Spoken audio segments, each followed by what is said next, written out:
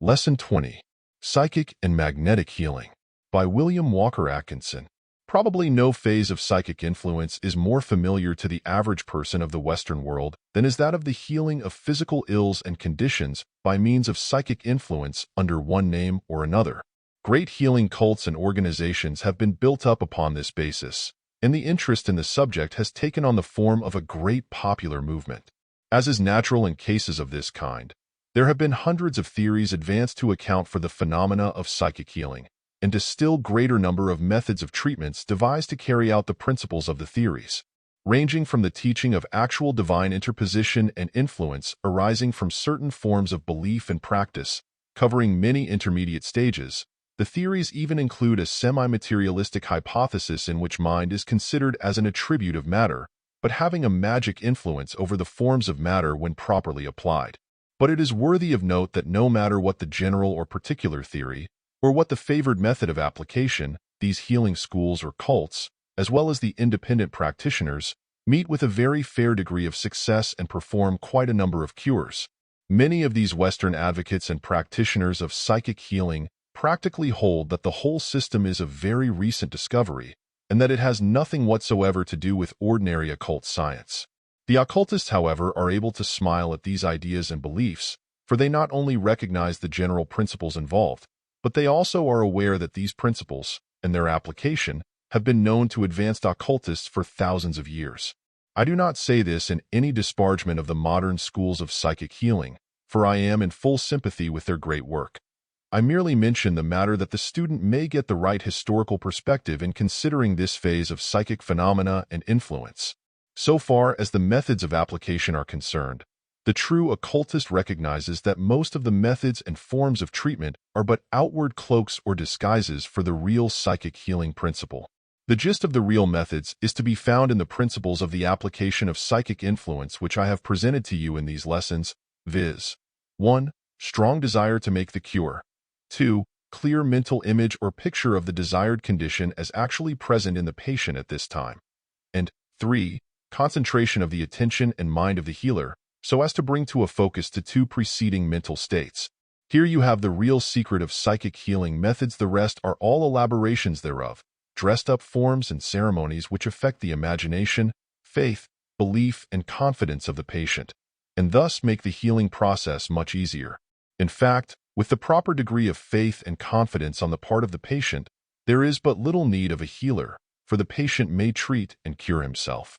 However, in most cases, the presence of the healer aids materially in arousing the faith and confidence of the patient and hastens the cure. Again, so far as the theories underlying the cures are concerned, occultists are able to reduce them all to a single working theory or principle, which includes all the rest. Brushing aside all technical details and all attempts to trace back the healing process to the ultimate facts of the universe, I may say that the gist of the principle of all psychic healing is that of influencing the astral foundation of the various organs and parts, cells and centers, so as to make it proceed to manifest a more perfect physical counterpart. All psychic healing is really accomplished on the astral body. First, then the physical body responds to the renewed activities of its astral counterpart. To get the real significance of this statement, it is necessary for you to realize just what the astral body really is. This once grasped, the difficulties vanish, and you are able to form a clear conception of the entire matter and process. The astral body is a precise counterpart of the physical body, its organs, its parts, its centers, and its cells.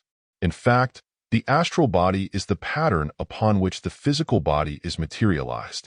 The astral body is composed of an etheric substance of a very high rate of vibration. In one sense, it may be considered as a very subtle form of matter, in another as a semi-materialized form of force or energy. It is finer and more subtle than the rarest vapors or gases known to science. And, yet, it has a strong degree of tenacity and cohesiveness that enables it to resist attacks from the material side of nature. As I have said, each organ, part, center, or cell of the physical body has its astral pattern or basis. In fact, the physical body has been built up, in whole and in all of its parts, on the pattern and base of the astral body. Moreover, in case of impaired functioning of the physical organs or parts, and impaired activity of the physical body, its limbs, etc. If we can manage to arouse the activities of the astral body, we may cause it to rematerialize or re-energize the physical body, and thus restore health and activity to it. If the liver, for instance, is not functioning properly, we proceed to start up the activities of the astral counterpart of that organ, to the end that the physical organ may be re-energized and recreated in a measure. All true psychic healing work is performed on the astral plane before it manifests on the physical. At this point, I should also call your attention to the effect of prana, or life energy, in some cases of healing. This prana is what Western healers mean when they speak of human magnetism in their healing work. So far from being an imaginary force, as claimed by the physical scientists and materialists, it is known to all occultists as an active principle of the human body, and as of great efficacy in the psychic treatment of disease. I shall mention the details of this form of treatment as we proceed. I mention it at this place merely to call your attention to the fact of its existence. Before passing on to the consideration of other phases of the subject before us, I would like to call your attention to the fact that from the earliest days of history there have been recorded instances of some form of psychic healing. In the earlier days, the psychic healing work was left entirely in the hands of the priesthood of the various religions prevailing in the several counties of the world. Claiming to have an exclusive divine sanction to perform healing work, these priests used various ceremonies, rites, incantations, etc., in order to obtain their results. In many cases, these priests were ignorant of the real psychic forces invoked and set into operation. They merely practiced methods which had been found to work out effectively and which had been handed down to them by their predecessors. In other cases, however, the priests undoubtedly were skilled occultists and had a very full knowledge of the forces they were using, though, as the masses of the people were very ignorant, it was impossible to acquaint them with these things so far above their understanding, and consequently, the priests applied the healing forces under the disguise of their religious ceremonies and rites. From time to time, however, as civilization progressed, there came into prominence persons who worked cures of physical ills by means of magical ceremonies and other similar methods, but who were outside of the priesthood. Some of these men undoubtedly had a very fair knowledge of the real secret of their cures, though they disguised them to suit the mental condition of their patients and, also, probably for purposes of self-glorification. In other cases, however, it is probable that these healers had merely stumbled across the fact that certain things said in a certain way tended to work cures, or that certain physical objects seemed to have therapeutic virtue. They did not realize that the whole healing virtue of their systems depended upon the strong idea in their own minds, coupled with the strong faith and confidence in the mind of the patient. And so the work went on. In some of the oldest records of the human race, the scriptures of the various peoples, we find that laying on of hands was the favorite method employed by the holy men and priests and other performing healing work. From the first, there seems to have been an almost instinctive recognition on the part of man of the fact that there is a healing power in the touch of the hand. Even ignorant and savage mothers instinctively apply their hands to the hurt bodies of their children, a custom that has its counterpart in civilized races, by the way. The child is taught to expect physical relief from the application of the mother's hands, and its mind at once pictures relief. Not only is the mental picture created, but the desire and confidence is established in the minds of both persons. The same thing is true of all laying on of hands, and thus are the principles of all psychic influence brought into play. But this is not all there is to it. In the first place, there is an actual transference of prana from the body of the healer to that of the patient, which serves to energize and revitalize the cells and centers of the body of the latter. In the second place, there is the effect upon the astral body of the patient, which tends to materialize better physical conditions. In the third place, there is that combination and union of the minds of the two persons, which gives extra force and power to psychic influence. Is it any wonder that cures take place under these circumstances? In the modern revival of the almost lost art and science of psychic healing among the general public, there has been unusual stress laid upon the feature of absent healing, in which the patient and the healer are not in each other's presence. To many this has seemed actually miraculous, and as a positive proof of divine interposition. But a little thought will show the student that such cures are not unknown in the pages of history, as a casual examination of the sacred books of almost any religion will show. Moreover, The student will see that to the effect of certain principles of psychic influence their needs, but to be added the principles of telepathic communication, or, better still, the principles of astral communication by some phases of clairvoyance, to account for the entire phenomena of absent healing. Space is no barrier on the astral plane, as you have seen in the preceding chapters of this book. Once the in-rapport condition is established between healer and patient, and the rest is simple, the astral body is induced to energize more actively, and as a result the physical manifestation is improved and normal functioning restored. Of course, all this is wonderful enough, all psychic phenomena is, for that matter. But we see that we do not have to go outside of established occult laws, principles, and facts in order to account for some of these modern miracles which have puzzled and perplexed so many good persons who have not known of the occult teachings, and who fear that the world is being turned upside down and nature's laws overturned by these newfangled ideas and methods. Perhaps the most simple method of healing by psychic influence is that which is at the same time the oldest method, i.e., the laying on of hands. This method was revived about 20 years ago in America and Europe by the new school of magnetic healing, which sprung rapidly into public favor. The other schools of psychic healing, generally known as mental healing, spiritual healing, divine healing, etc., generally frown upon the use of the hands in psychic healing, deeming it too material and too much allied to hypnotism, etc. But this view is quite bigoted and narrow, for this method has no relation to hypnotism, and moreover, it gives the patient the benefit of the flow of prana from the healer, while at the same time producing the psychic effect on the astral body, as I have just mentioned. I take the liberty of quoting here something on this subject from my little book entitled The Human Aura. In the chapter of that book devoted to the consideration of the subject of auric magnetism, I said, in cases of magnetic healing, etc., the healer by an effort of his will, sometimes unconsciously applied, projects a supply of his pranic aura vibrations into the body of his patient by way of the nervous system of the patient, and also by means of what may be called the induction of the aura itself. The mere presence of a person strongly charged with prana is often enough to cause an overflow into the aura of other persons, with the resulting feeling of new strength and energy. By the use of the hands of the healer, a heightened effect is produced, by reason of certain properties inherent in the nervous system of both healer and patient. There is even a flow of etheric substance from the aura of the healer to that of the patient, in cases in which the vitality of the latter is very low. Many a healer has actually and literally pumped his life force and etheric substance into the body of his patient, when the latter was sinking into the weakness which precedes death, and has by so doing been able to bring him back to strength and life. This is practically akin to the transfusion of blood, except that it is upon the psychic plane instead of the physical. But the true magnetic healer, call him by whatever name you wish, does not make this pranic treatment the all-in-all of his psychic treatment. On the contrary, it is but the less subtle part, which leads up to the higher phases. While treating his patients by the laying on of hands, he, at the same time, strives to induce in the mind of the patient the mental image of restored health and physical strength. He pictures the diseased organ as restored to health and normal functioning. He sees the entire physiological machinery operating properly, the work of nutrition, assimilation, and excretion going on naturally and normally.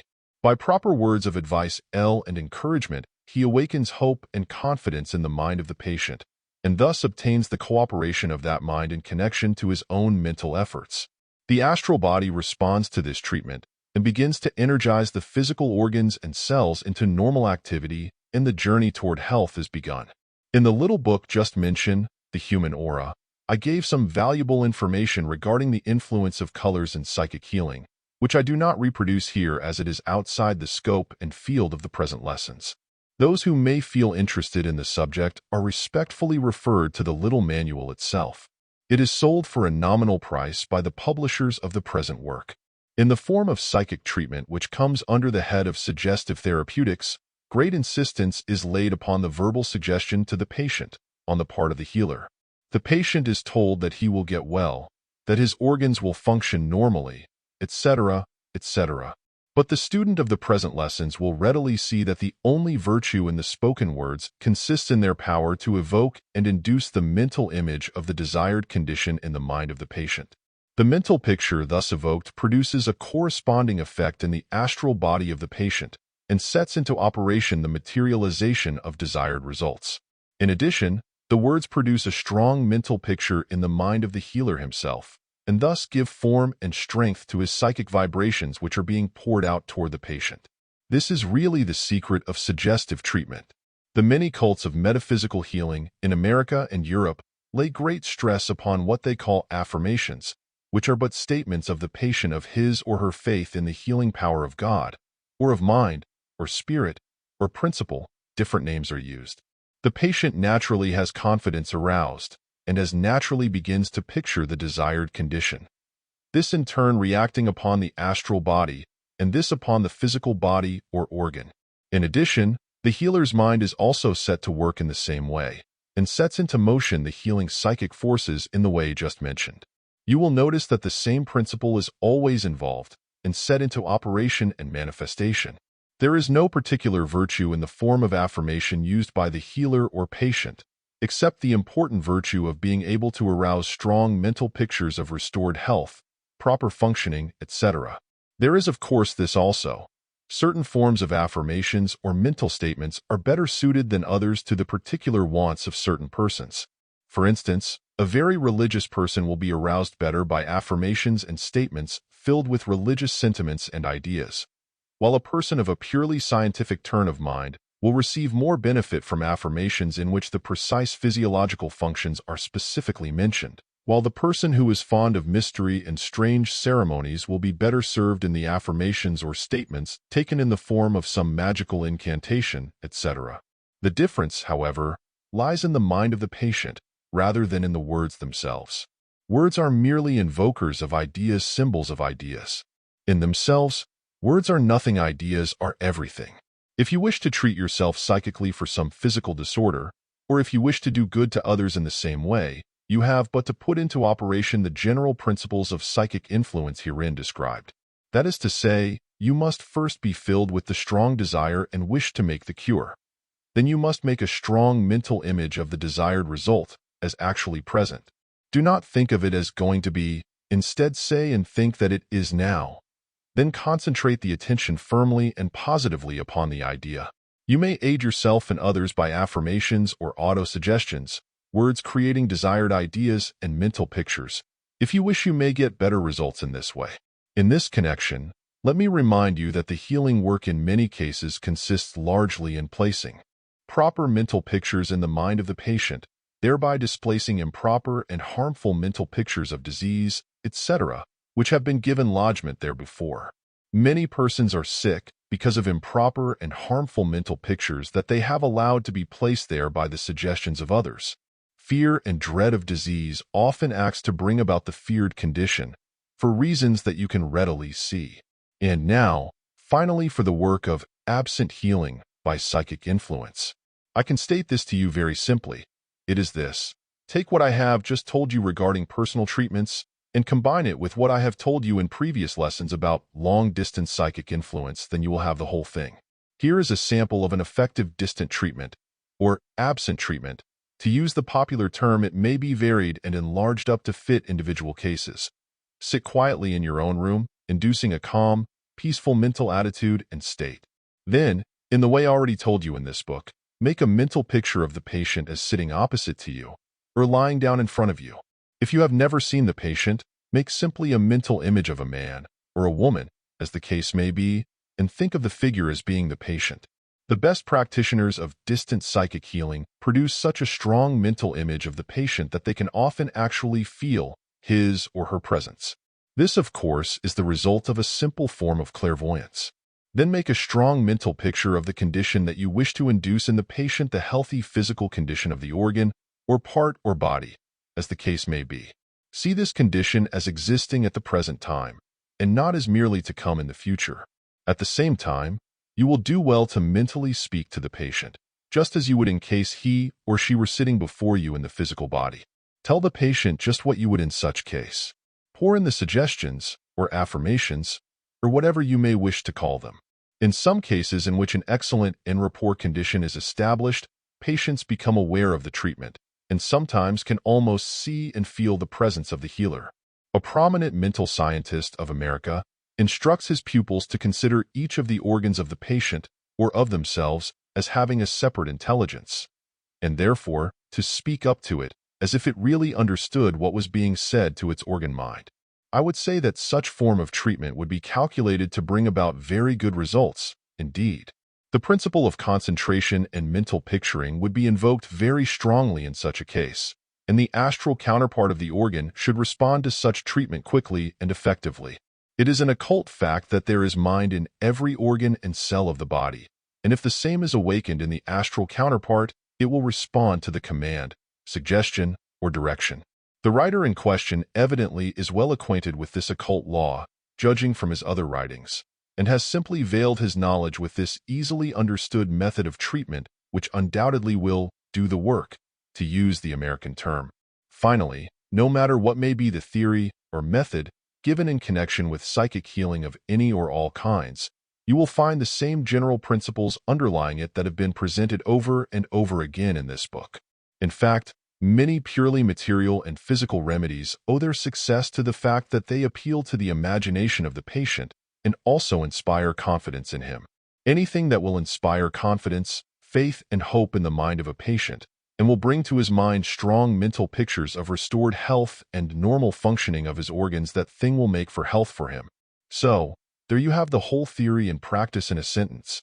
I would remind the student that these are not lessons to be read but once and then laid aside. In order to get from them all that they contain for you, you will find it necessary to read them several times, with a reasonable interval between readings for the knowledge to sink into your mind. I feel sure that you will find with each reading that there are many points that you overlooked before. The lessons cover a wide field, with many little excursions into bypaths and lanes of thought. I trust that the reading and study will make you not only a wiser person, but also a stronger and more efficient one. I thank you for your kind attention and trust that we shall meet again in the future. Finus.